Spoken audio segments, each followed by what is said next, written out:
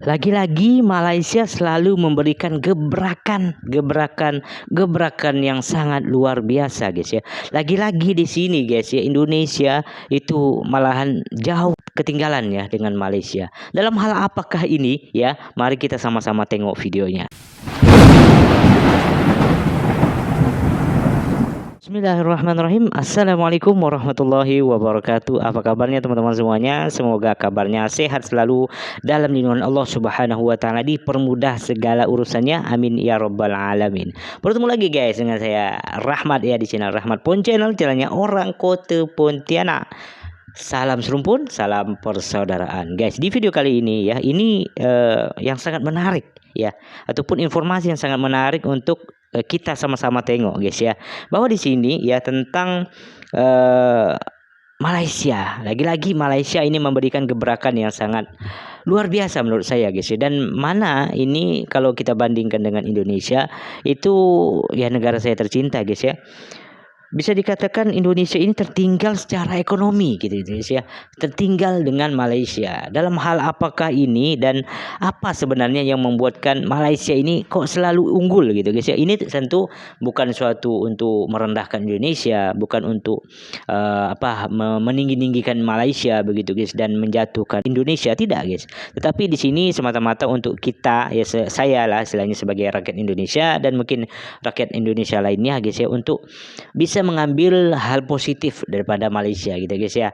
Artinya tentu kalau kita ingin menjadi negara maju, ingin menjadi negara terbaik lah bahasanya, tentu kita juga harus belajar daripada negara-negara yang memang sudah mendahului istilahnya ya, lebih maju lah istilahnya daripada negara kita. Tentu kita harus belajar daripada negara-negara yang lebih maju daripada negara kita. Khususnya ini adalah negara Malaysia yang mana jiran ya, dekat dengan Indonesia. Tentu ini menjadi suatu pembelajaran besar buat Indonesia juga, bagaimana Indonesia juga bisa lebih baik lagi ke depannya gitu guys ya. Dan Malaysia ini luar biasa, selalu memberikan gebrakan, memberikan keunggulan lah seperti itu guys ya. Oke, seperti apakah videonya? Saya pun penasaran. Buat korang semua mungkin yang belum support channel ini, bolehlah kiranya untuk support channel ini, subscribe, like, dan komentar guys. Jom kita tengok videonya. Jom. Oke, nanti linknya saya sertakan di bawah guys ya. Boleh korang tonton video originalnya dan support guys. Jadi geng, secara jumlah akses bebas visa ke negara lain, memang Malaysia juaranya dibandingkan dengan Indonesia. Karena Malaysia jumlah akses bebas visanya sampai ke 161 negara. Wow, nah sementara negara lebih, kita ya? hanya 43 negara. Oh jauh ya. Malaysia jauh, mencapai skor IPM 0,804 pada tahun 2018. Terus meningkat dari 0,802 pada tahun 2018. Nah ini meningkat nih dari peringkat sebelumnya yaitu 0,802. Dan pencapaian ini menempatkan Malaysia pada peringkat ke-61 dari 189 negara dalam kategori pembangunan manusia yang sangat tinggi. Terbaik. Yo geng, terbaik. tekan tombol subscribe lebih geng. menambah. Halo geng, gitu guys ya. welcome back to Kamar Jerry. Oke. Terbaik guys ya. Makin tahun makin naik. Ya makin berkembang makin gitu guys ya. Itu terbaiknya Malaysia. Kalian udah dengar belum geng? Berita terbaru tentang negara tetangga yaitu Malaysia. Yang mana untuk saat ini Malaysia dinobatkan sebagai salah satu negara dengan paspor terkuat di dunia. Menduduki peringkat ke-10 dalam Pasport Index 2025. Lebih tepatnya mereka itu berada di urutan ke-9 sekarang. Wah gila ya. Padahal untuk Malaysia kita nyebrang sungai doang nyampe. Iya betul. Kalau naik pesawat cuman hitungannya jam doang, atau justru jalur darat juga bisa. Ya bener-bener bertetanggaan dengan kita. Tapi ya situasinya sangat kontras dengan negara kita saat ini. Nah sebenarnya laporannya itu bisa bermacam-macam sumber soal kekuatan paspor ini. Nah sumber yang biasa dipakai dan akan gue pakai juga untuk pembahasan kali ini adalah berasal dari Pasport Index. Nah berdasarkan dari Pasport Index 2025, pemegang paspor Malaysia sekarang dapat berpergian ke 116 negara tanpa visa atau dengan visa saat kedatangan. Kalau dibandingkan dengan seluruh negara yang ada di ASEAN, Malaysia cuma kalah dari Singapura aja. Dan Oke, keren dia banget hanya di geng bawah Malaysia sini ini. Kalau bawah ya? dibandingkan sama Indonesia, berdasarkan Paspor Index 2025, tanah air kita tercinta ya kekuatan paspornya berada di posisi yang sangat jauh, yaitu di posisi ke-55 di internasional. Nah, jadi cuma ada 55. 43 negara yang bisa bebas visa untuk memegang paspor Indonesia. Dan kalau dibandingkan dengan negara ASEAN lainnya, Indonesia itu berada di posisi ke-5. Tapi Oke. ada juga yang menyebutkan kalau Indonesia berada di posisi ke-6. Tapi intinya jelas Malaysia sangat kedua berbanding ya, jauh terbaik. dengan Malaysia yang merupakan negara tetangga kita. Nah, sebenarnya geng, kenapa bisa? Kok Malaysia paspornya jauh lebih unggul daripada Indonesia? Ya, Sekarang kenapa kita ya? bahas nih geng. Biar ya siapa tahu ya kita juga bisa ngikutin jejak positif dari saudara serumpun kita ini. Setuju, Langsung aja kita setuju. bahas secara lengkap di sisi lain. Oke. Tentu ini pembelajaran besar buat Indonesia juga guys ya.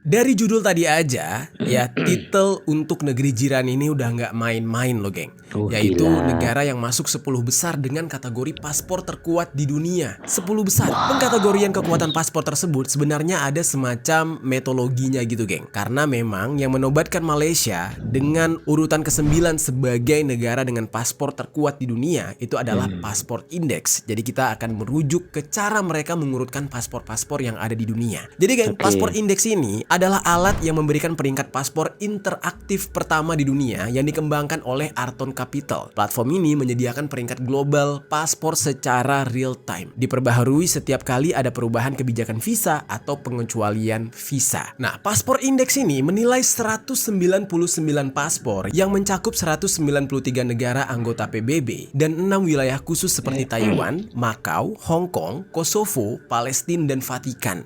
Nah, wilayah-wilayah yang tidak mengeluarkan paspor ini sendiri kayak Polinesia, Prancis itu tidak dimasukkan. Nah, metode Oke. penentuan peringkatnya itu memakai mobility score atau disingkat dengan MS. Mobility score ini seperti seberapa leluasanya sebuah negara bisa berkunjung ke sana sini. Di mobility score itu ada jumlah negara yang dapat dikunjungi tanpa visa alias visa free. Terus jumlah negara yang menawarkan visa on arrival atau VOA serta yang memungkinkan perjalanan menggunakan ETA atau e-visa jika waktu prosesnya memakan waktu 3 hari. Secara penilaian, pemegang paspor yang lebih banyak akses bebas visa itu mendapatkan skor lebih tinggi dibandingkan paspor yang mengandalkan VOA atau visa on arrival tadi.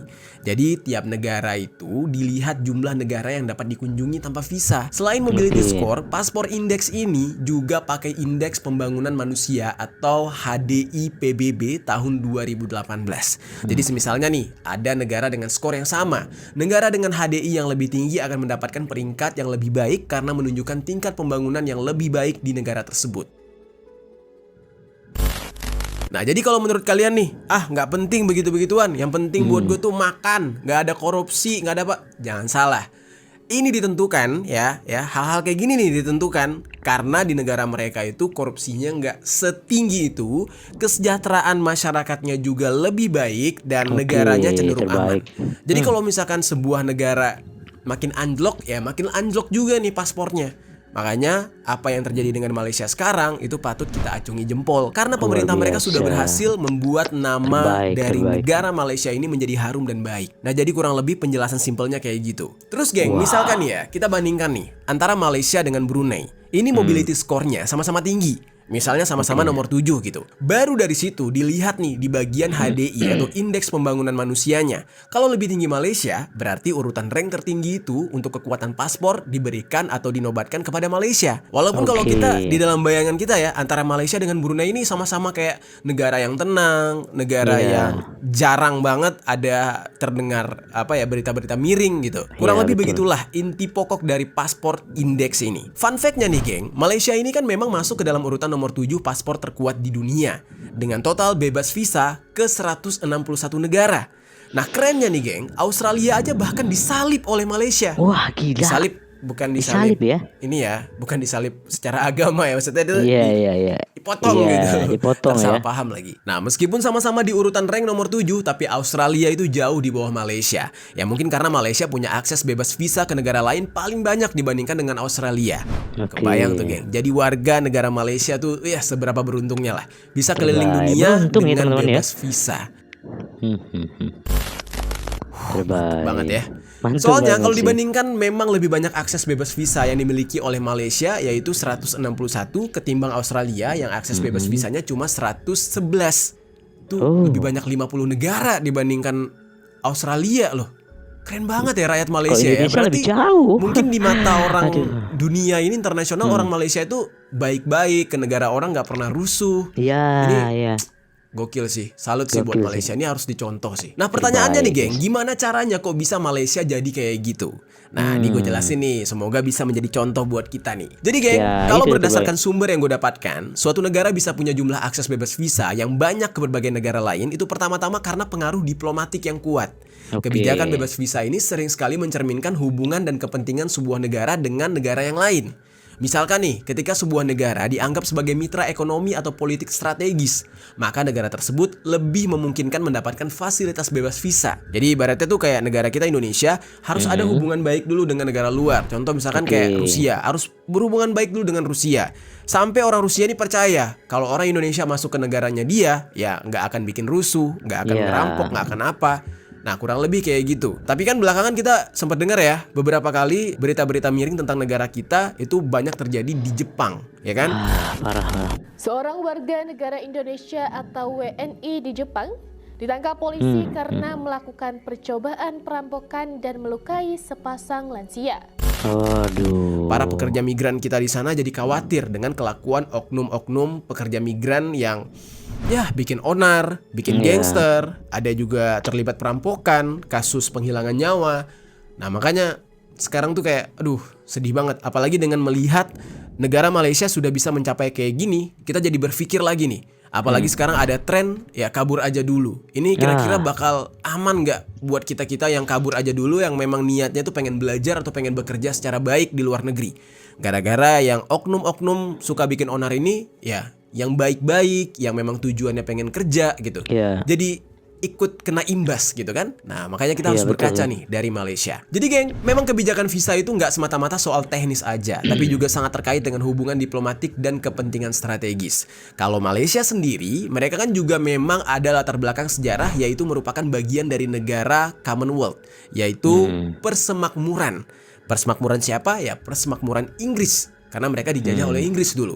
Dan total ada 53 negara di dunia yang termasuk sebagai anggota persemakmuran atau Commonwealth of Nations ini. Nah, negara-negara anggota persemakmuran ini yang mayoritasnya adalah bekas jajahan Inggris. Dan itu memang punya hubungan historis yang memudahkan mereka dalam berkolaborasi di bidang ekonomi, pendidikan, budaya, olahraga, turisme, dan lain-lain. Nah, selain ada latar belakang sebagai bagian dari negara Commonwealth, biasanya Malaysia bisa punya banyak akses bebas visa juga karena ada faktor high spender. Faktor high spender ini atau jumlah pengeluaran saat berkunjung ke negara lain ini juga umumnya dipertimbangkan oleh negara tujuan untuk membebas visakan sebuah negara. Sudah hal yang pasti kalau banyak negara sering mempertimbangkan potensi pengeluaran wisatawan dari negara tertentu.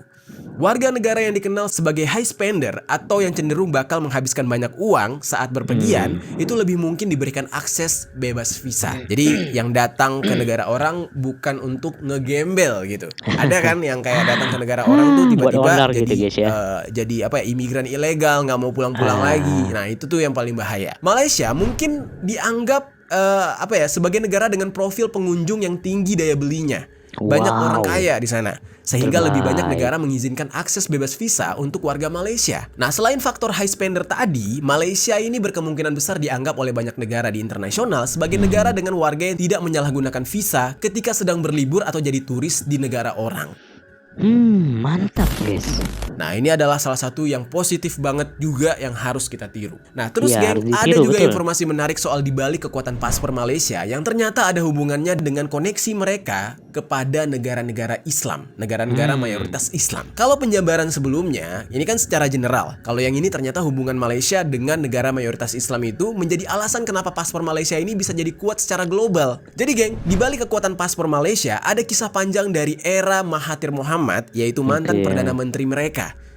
Selama masa kepemimpinan beliau dulu, Mahathir Mohamad ini punya visi besar untuk menjadikan Malaysia sebagai pusat ekonomi syariah global. Dan caranya dengan mengarahkan Malaysia untuk memainkan peran aktif dalam diplomasi internasional, terutama dalam hubungan dengan negara-negara Islam di seluruh dunia. Malaysia itu juga sering terlibat dengan forum atau organisasi negara mayoritas Islam seperti Forum Dialog Asia Timur, Organisasi Kerjasama Islam atau OKI, dan sejumlah organisasi internasional lain. Nah, dengan mengembangkan dan menguatkan hubungan diplomasi dengan negara-negara mayoritas Islam, Malaysia berhasil membangun citra yang sangat positif di dunia internasional. Dan citra positif ini ternyata berpengaruh besar pada kekuatan paspor Malaysia. Nah, jadi banyak tuh faktornya, geng. Dan kurang lebih begitulah penjabaran dari segi akses bebas visa ke negara-negara lain yang didapatkan oleh Malaysia. Jadi, geng, secara jumlah akses bebas visa ke negara lain, memang Malaysia juaranya dibandingkan dengan Indonesia. Karena Malaysia jumlah akses bebas visanya sampai ke 161 negara. Nah, sementara negara kita hanya 43 negara. Tapi kalau secara indeks pembangunan manusia atau HDI yang turut dipakai oleh paspor indeks ini sebagai pertimbangan untuk menentukan kekuatan paspor sebuah negara, apakah Malaysia juga lebih unggul dari Indonesia? Ya, coba kita cari tahu nih, geng. Tapi sebelum itu, buat yang belum tahu, indeks pembangunan manusia atau IPM atau bahasa Inggrisnya itu Human Development Index atau HDI, itu adalah ukuran yang dirancang untuk menilai pencapaian rata-rata suatu negara dalam 3 dimensi dasar pembangunan manusia, yaitu umur panjang, hidup sehat, pengetahuan, standar hidup yang layak. Nah, itu dinilai dari hal tersebut. Dan karena kita merujuk ke indeks pembangunan manusia pada tahun 2018, karena itu yang dipakai sama paspor indeks, Malaysia mencapai skor IPM 0,804 pada tahun 2018. Terus meningkat dari 0,802 pada tahun 2018. Nah, ini meningkat nih dari peringkat sebelumnya, yaitu 0,802. Dan pencapaian ini menempatkan Malaysia pada peringkat ke-61 dari 189 negara dalam kategori pembangunan manusia yang sangat tinggi. Dan sementara itu, pada tahun 2018, indeks pembangunan manusia atau HDI di negara kita itu mencapai 0,707 yang menempatkan Indonesia dalam kategori pembangunan manusia tinggi. Nah, pencapaian tersebut menempatkan Indonesia di posisi 111 dari 189 negara dan wilayah. Dalam indikator harapan hidup, Malaysia unggul dengan 75,8 tahun dibandingkan Indonesia yang berada di angka 71,5 tahun. Gila. Aduh, umur 71 udah harus meninggoy ya kalau di Indonesia ya, kalau menurut surveinya. Dan dari segi pendidikan, rata-rata lama sekolah di Malaysia adalah 10,2 tahun, lebih tinggi dibandingkan Indonesia yang hanya 8 tahun. Meskipun harapan lama sekolah Malaysia juga sedikit lebih tinggi, yaitu 13,5 tahun dibandingkan Indonesia yang 12,9 tahun. Nah, dalam hal pendapatan nasional bruto atau PNB per kapita, Malaysia tercatat sebesar 27.227 USD atau setara dengan 421 juta rupiah dengan kurs 15.500 rupiah per USD-nya. Sedangkan PNB Indonesia itu sebesar 11.256 USD atau sekitar 174 juta. Secara keseluruhan, Malaysia unggul dalam hampir semua indikator utama daripada negara kita Indonesia, geng. International health insurance is widely accepted, and English is commonly spoken, making communication easier for foreigners. According to the Numbeo Healthcare Index, Malaysia's score is 70.2 for mid-2024. Tapi nih, geng, ya, mungkin biar lebih fair gitu ya, kita bandingin juga sama Singapura mungkin ya. Nah, sama-sama tetangga kita juga. Apalagi kalau secara ranking di ASEAN gitu ya, kekuatan paspor Singapura itu urutan pertama dalam paspor indeks, yang kemudian disusul oleh Malaysia di urutan yang kedua. Dan kalau secara global, Singapura ini ada di urutan ketiga sebagai negara dengan paspor terkuat di dunia.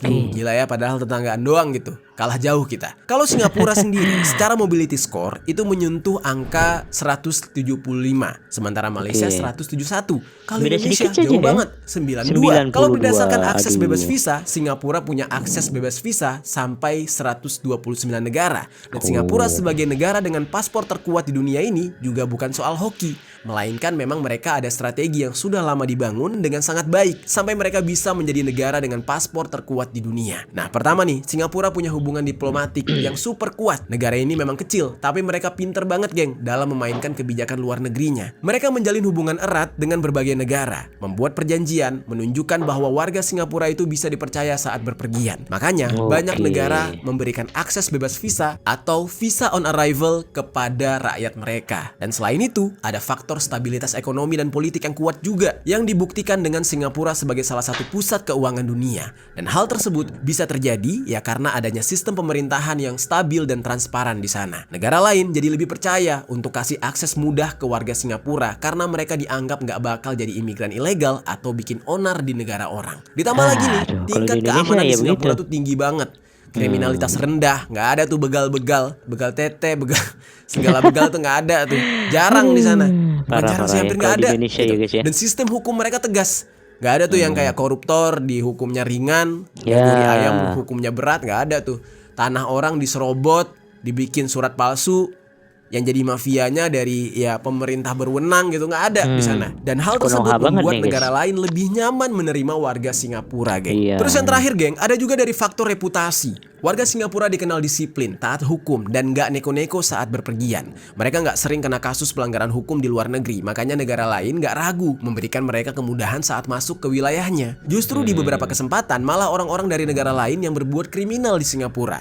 Kayak yang pernah gue bahas nih, hacker asal Cina yang bernama Wang Yunhe, yang setelah berbuat kriminal diburu FBI, kaburnya ke Singapura. Nah, tapi kalau sebaliknya, orang Singapura jarang banget yang berbuat onar di negara orang. Nah, tapi kalau kita ngomongin Singapura ini, memang sudah beda levelnya, geng. Misalkan kalau dibandingkan secara indeks pembangunan manusia 2018 aja nih, Singapura itu mencatat pencapaian yang lebih tinggi, yaitu 0,935, menempatkan mereka dalam kategori sangat tinggi dan berada di peringkat 9 dari 189 negara. Singapura nggak hanya unggul dalam angka harapan hidup, mereka itu bisa hidup ya rata-rata manusianya tuh sampai 83,2 tahun. Dibandingkan Wow. Malaysia 75,8 tahun dan Indonesia yang lebih rendah lagi yaitu Indonesia lebih 71,5 rendah, tahun. guys. Nah, tapi juga mereka Aduh. lebih tinggi dalam dunia pendidikan. Rata-rata lama sekolah di Singapura mencapai 11,2 tahun, lebih tinggi daripada Malaysia dan juga Indonesia. Malaysia 10,2 tahun, Indonesia cuma 8 tahun. Selain itu, pendapatan per kapita Singapura itu sampai 86.624 USD atau sekitar 1,3 miliar. Jauh melampaui Malaysia yang hanya 27.227 USD, sekitar 421 juta. Dan Indonesia yang cuma 11.256 USD atau Aduh, setara lebih jauh lagi. 174 juta. Secara keseluruhan, Singapura seperti yang kita semua ketahui ya, lebih maju dalam banyak hal dibandingkan negara tetangganya, termasuk Malaysia juga dan Indonesia juga. Jadi kalau kita lihat dari semua data tadi, memang nggak bisa dipungkiri, geng, bahwa Malaysia jauh lebih unggul dibandingkan Indonesia dalam Ya. berbagai aspek yang mempengaruhi kekuatan paspor. Nah, walaupun mereka kalah dari Singapura, tapi tetap aja kita berada di bawah mereka. Dan dari jumlah akses bebas visa, indeks pembangunan manusia, hingga pendapatan per kapita, Malaysia memang punya keunggulan yang signifikan dibandingkan negara kita. Apalagi secara global, paspor Malaysia di urutan kedua di ASEAN setelah Singapura, Kedua di yang memang ASEAN ya, sudah jauh terbaik. lebih maju. Tapi kalau kita lihat lebih dalam, ini bukan sekedar soal paspor aja. Faktor-faktor Oke. yang membuat Malaysia dan tentunya Singapura secara data terlihat lebih unggul dari Indonesia juga berkaitan dengan stabilitas ekonomi, kualitas pendidikan dan kesehatan, serta hubungan diplomatik yang kuat dengan negara lain. Nah, gue menemukan sumber nih yang membedah soal sistem ekonomi Malaysia yang mungkin bisa menjadi informasi menarik buat kita warga Indonesia nih, geng. Jadi, kalau dari studi perbandingan Indonesia dan Malaysia dalam ekonomi, pendidikan, infrastruktur, dan kesehatan yang papernya itu terbit di Universitas Juanda. Nah, di bagian ekonomi, sejak abad ke-19, Malaysia ini udah mengadopsi sistem ekonomi campuran yang mengkombinasikan intervensi pemerintah dengan mekanisme pasar bebas. Pemerintah mereka memberikan ruang bagi sektor swasta untuk berkembang, namun tetap menjaga keseimbangan dengan kepentingan nasional. Disinilah Malaysia mulai menunjukkan kekuatan mereka. Sementara nih, kalau kita bandingkan dengan negara kita Indonesia, Indonesia itu memiliki tantangan tersendiri dengan sistem yang lebih bergantung kepada birokrasi dan pengelolaan yang lebih sentralistik. Malaysia ya tampaknya memiliki keunggulan gitu ya dalam menciptakan iklim investasi yang lebih efisien. Jadi Malaysia itu bisa dianggap berhasil menjaga sektor privat perkembangan pesat dan bagaimana sektor tanpa terlalu banyak campur tangan dalam kegiatan ekonomi. Ya, Iya. kita bisa lihat ya di negara kita ya, untuk bersaing secara bisnis aja nih, pengusaha-pengusaha ya, swasta Iya. gitu. Capek banget, ya kan? Kalau yang makanan mesti ada Iya. sertifikat halal itu juga. Wah, Iya. kalian tahu sendirilah di dalamnya tuh udah berapa kejadian gitu dimintain duit ya, walaupun itu oknum ya, oknum Iya, oknum. pungli. Terus ada BPOM lagi. Nah, terus ada izin apa ya, pokoknya Oh, izin usaha lah. Terus dipersulit, ada guys, lagi ya. pajak. Belum lagi kalau buka toko ada ormasnya. Pokoknya segala Aduh. sektor dipersulit gitu.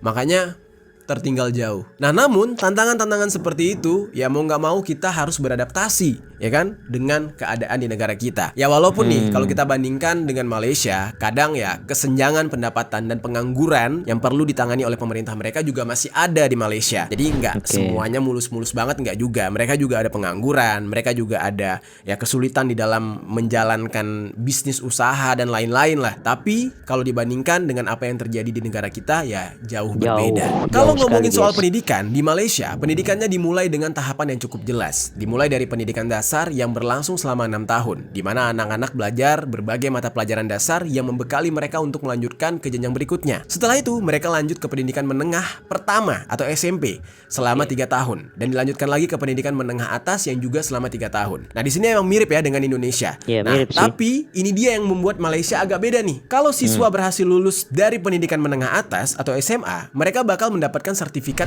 Cambridge yang mana jadi semacam kunci untuk masuk ke perguruan tinggi, baik di dalam negeri maupun di luar negeri. Jadi Malaysia sudah mempersiapkan siswa-siswa mereka untuk berpikir secara global sejak dini. Nah, kalau di negara kita ini masih sangat miris banget. Kalian sempat nggak lihat kemarin ada video-video yang berseliweran tentang ya murid-murid di Indonesia yang nggak bisa perkalian matematika, mereka nggak bisa. Ini kalian lihat contohnya. 12 dibagi 3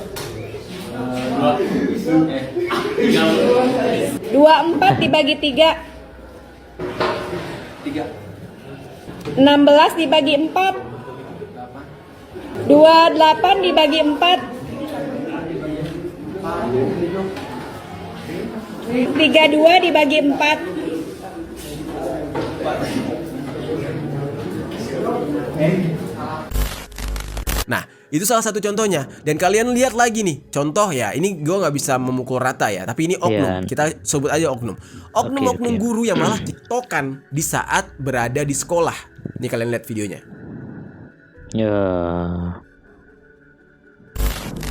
Nah, inilah bedanya apa yang terjadi di Malaysia dengan di negara kita. Nah, kalau ngomongin soal infrastruktur, Malaysia bisa dikatakan juga jauh lebih unggul dalam kualitas dan integrasi. Infrastruktur transportasi mereka jauh lebih baik dengan sistem yang modern dan terawat seperti MRT dan LRT mereka. Bahkan dalam hal koneksi digital, Malaysia memiliki penetrasi internet yang jauh lebih cepat dan lebih tinggi. Sementara kita di Indonesia, ya lihat sendirilah kalau udah hujan lelet. Apalagi kalau internetnya Indigo Indigo. Kalau udah hujan, susah banget gitu. Nah, jadi jauh banget gitu. Dan di negara kita kalau berbicara soal MRT dan LRT juga ada seperti di Malaysia, tapi masih terfokusnya di kota-kota besar ya kayak di Jakarta, Jabodetabek gitu. Namun Indonesia juga punya potensi besar di sini. Dan kalau dikembangkan dengan serius dan lebih baik lagi, bisa jadi bakal bisa bersaing dengan Malaysia. Nah, tapi sejauh ini belum. Nah, kesehatan dan jaminan sosial merupakan sektor yang jadi fokus penting di kedua negara. Di Indonesia ada BPJS Kesehatan menjadi langkah yang besar dan berdampak dalam memastikan seluruh masyarakat agar tetap sehat terjamin, baik yang kaya maupun miskin gitu. Namun proses administrasinya itu ya berbelit dan cukup panjang serta fasilitasnya terbatas, masih menjadi tantangan besar di Indonesia. Berbeda dengan Malaysia, sejak lama mereka sudah memiliki sistem jaminan sosial yang lebih mapan. Program tabungan hari tua melalui Employee Provident Fund atau EPF dan jaminan kecelakaan kerja melalui SOCSO memberikan perlindungan lebih solid bagi para pekerja di sana. Masyarakat Malaysia juga menikmati akses kesehatan dengan biaya yang sangat terjangkau, bahkan untuk perawatan dokter spesialis hanya dengan 5 ringgit Malaysia aja. Sistem pembiayaan kesehatan yang terpusat di tangan pemerintah juga memastikan kualitas pelayanan kesehatan mereka tetap terjaga. Jadi ya jangan heran kenapa banyak orang-orang di Indonesia nih, terutama yang di Sumatera sana ya, itu kalau berobat pasti ke Malaysia, ke Pulau Penang ya. Pulau Pinang terutama. Jadi ya balik lagi geng, intinya kalau ingin jalan berbarengan dengan Malaysia dalam hal kekuatan paspor atau kalau mau menyaingi bahkan gitu ya, negara kita mesti makin menguatkan diri ya di bagian ekonomi yang stabil, penguatan kualitas pendidikan dan kesehatan, dan juga hubungan diplomatik antar negara yang sehat dan kuat. Dan itu dia geng, pembahasan kita hari ini soal mengapa paspor Malaysia bisa jadi paspor terkuat di dunia yang bahkan masuk urutan 10 besar, yang membuat Malaysia terlihat lebih unggul daripada Indonesia. Nah, gimana menurut kalian geng? Gue juga mau dengar pendapat dari subscriber Kamar Jerry yang mungkin berasal dari Malaysia juga. Kalau dari tanggapan kalian sendiri gimana? Coba tinggalkan komentar di bawah. Komen di bawah guys. Oke guys ya, itulah tadi kita tengok sama-sama ya, itulah kenapa ya Malaysia ini ya selalu memberikan apa ya, terlihat lah istilahnya kemajuannya daripada negara Indonesia, karena banyak sekali faktor-faktor ya pendukung daripada Malaysia ini terbaik guys ya, daripada nilai paspor segala macam ya, memang Malaysia ini memang lebih baik. Tentu ini suatu bukan bukan pencapaian yang memang instan begitu guys ya, pasti ini juga perlu pengorbanan ya, perlu adanya guys ya, perlu proses yang sangat luar biasa guys ya, dan kematangan begitu guys ya, dan perencanaan yang sangat matang, sehingga Malaysia ini memang menjadi negara yang terbaik gitu guys ya. Dan kalau untuk Singapura oke lah, memang Singapura di atasnya Malaysia, tetapi kalau untuk ke Indonesia gitu guys ya, itu memang jauh sekali dengan Malaysia ini. Padahal kalau kita tengok betul apa yang dikatakan Bang Jerry ini guys ya, kalau dari waktu, jarak itu dia sangat dekat guys ya, bisa kita menggunakan jalur darat gitu guys ya, dari pesawat pun dekat sekali ya, artinya cepat sampainya. Tetapi dalam segi ekonomi, dalam segi paspor segala macam itu jauh daripada Malaysia begitu guys ya. Dan semoga video ini juga membuat untuk Indonesia ini lebih belajar lagi istilahnya daripada negara-negara jiran begitu guys ya, terutamanya Malaysia. Kok bisa istilahnya Malaysia ini cepat sekali berkembangnya begitu guys ya, tetapi Indonesia ini jauh daripada Malaysia. Dan ini juga menjadi pelajaran besar buat Indonesia, supaya Indonesia juga belajar daripada negara-negara jiran ya, yang memang terbaik begitu menurut saya guys ya. Dan bagaimana pandangan teman-teman semuanya, korang semua di Malaysia guys ya, mungkin boleh komen saja di kolom komentar di bawah guys ya. Begitu dulu video hari ini ya, bertemu lagi di video selanjutnya. Mohon maaf jika ada salah-salah kata, salah-salah informasi buat dari saya ya guys ya, mungkin saya adalah manusia biasa begitu guys ya, mungkin kesempurnaan adalah milik Allah Subhanahu wa taala. Itu dulu video hari ini, semoga bermanfaat. Assalamualaikum warahmatullahi wabarakatuh. Bye bye.